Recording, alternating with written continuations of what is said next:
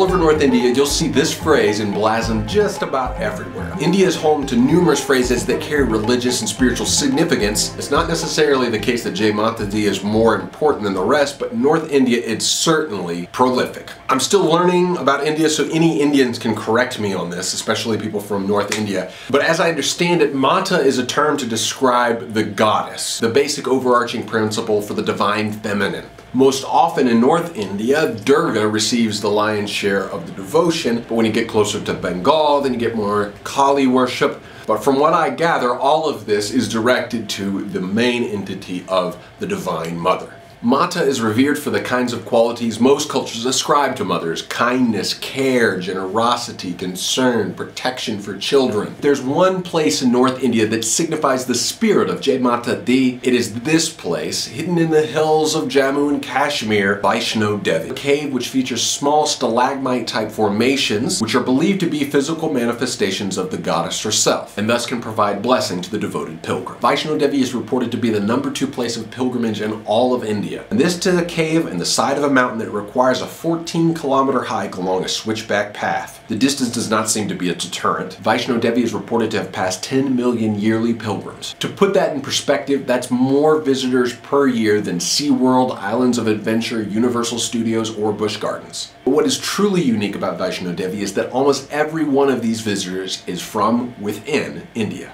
Disney World, Mecca, the St. Peter's Basilica, all these receive massive amounts of international traffic, but Vaishnodevi's foot traffic is almost totally domestic. So my friend Mark, who had hired me to do a video project about Jaipur, which you can actually see linked at the end, thought it might be fun to accompany his friend Kuldeep on his own pilgrimage to Vaishnodevi and document the experience. So let's start back at the beginning. Word to the wise: if you're taking a train in Delhi, make sure you know what train station you're leaving from. There's a New Delhi train station and an Old Delhi train station. My friends were coming from Jaipur and I was supposed to meet them at the Delhi station, but I went to the New Delhi station, which meant a rushed ride to the other station. This guy meant business. Listen to that horn.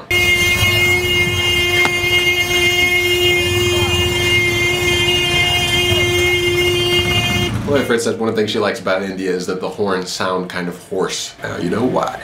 So having survived the Ken Block of auto rickshaws and his devil-may-care rally through the streets of Old Delhi, I frantically paid my ridiculously overpriced fare, which I'm too embarrassed to say out loud, only to arrive just about on time to find out that the train's 30 minutes late anyway. But at least that Windows fanfare sound was there to herald my arrival.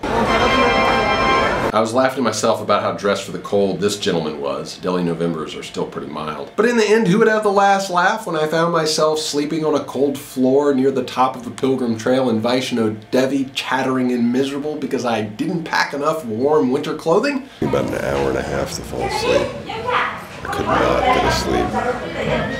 Usually pretty versatile. Touché, Karma. Touché.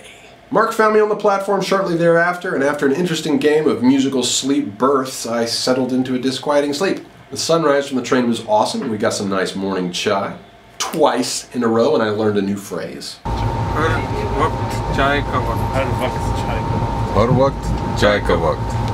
So what is the best train chai call you've ever heard?